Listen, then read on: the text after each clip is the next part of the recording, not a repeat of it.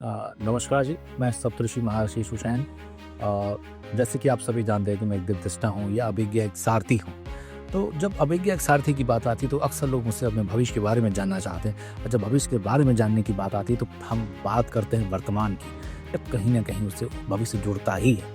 हम उसको लाख अनदेखा करें तो भविष्य जुड़ता ही है, और जब भविष्य जुड़ता है तो हमारे आने वाली पीढ़ी भी जुड़ती है, और जब आने वाली पीढ़ी जुड़ती है तो आने वाली पीढ़ी का जो पालन पोषण करने वाले सबसे पहले तो माता पिता जुड़ते हैं। तो सही मायने में कहिए तो माता पिता आजकल बहुत ज़्यादा परेशान है इस अपने इन इन आने वाली पीढ़ी से भी, और जो पीढ़ी आ चुकी है उससे भी।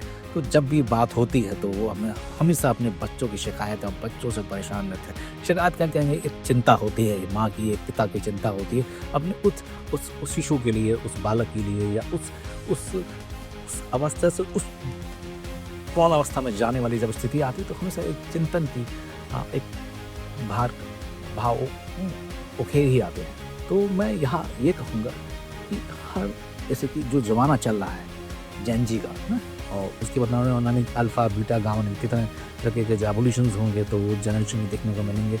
या जनरेशन कोई भी हो, या जनरेशन कोई भी हो, जब प्रकृति किसी को सिखाती है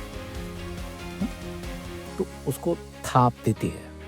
वो थाप जिसको आप कह सकते हैं कि एक चांटा भी बोल सकते हैं, एक प्यार से एक छूना भी बोल सकते हैं, तो अलग अलग तरीके का होता है। सही मायने में प्रकृति की ये चपेट, ये चांटा, या प्रकृति का वो ऋतुओं से गुजरना जिसे हम बारिश, गर्मी, तूफान और आंधी कहते हैं कि यार ये कुछ ना हो तो बीज परिपक्व नहीं होता। इन थपेड़ों के बिना बीज परिपक्व नहीं होता। बीज बन भी गया तो वो उस फल में वो परिवर्तित नहीं होता, ठीक है। और वो फल जिसमें एक बीज पहले से ही छुपा होता है, यानी कि एक उस वंशावृद्धि की जो एक एवोल्यूशन के फॉर्म में है, कहीं न कहीं मायने वो कमजोर हो जाता है। तो सही मायने में आप अपने बच्चे पे यदि अंकुश चलाते हैं, वो अंकुश जो उसको आने वाले कल का परिचय देता है।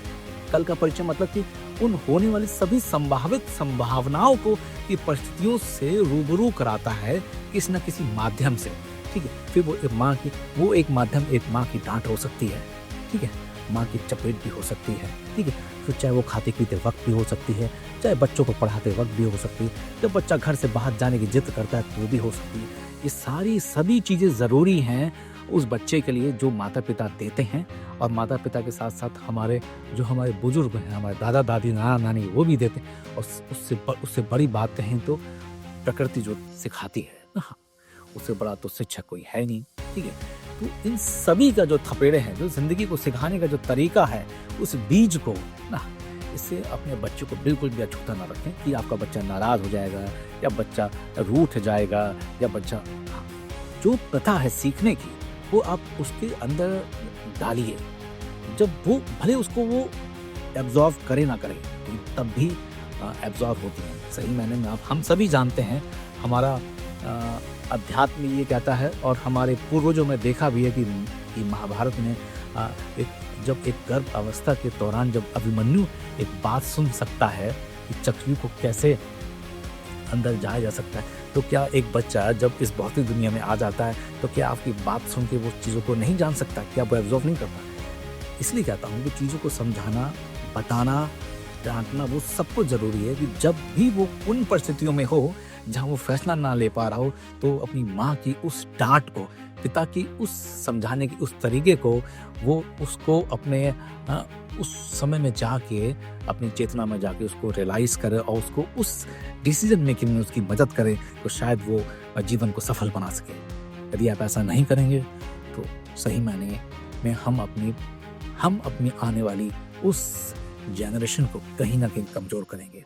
तो सही मायने में जो तरीका हमारी प्रकृति सिखाती है वो हमारी प्रवृत्ति में है, तो उस प्रवृत्ति को ना रोकिए, ठीक, और बच्चों को सही तरीके से जो एक सही मायने में पालन पोषण होता है, ठीक है। सिर्फ पालन और पोषण सिर्फ हमारे खाद्य से या हमारे खाने पीने से नहीं, हमारे बिहेवियर्स में भी झलकना चाहिए, हमारे खान पान में भी, हमारे रहन सहन में भी। वो सब पूरी प्रकृति में जब प्रवृत्ति जुड़ जाती है तो सही मायने में हमारा जीवन सफल भी होता है, और हमारे आने वाली पीढ़ी भी समृद्धशाली और भाग्यशाली और स्वस्थ होती है। धन्यवाद।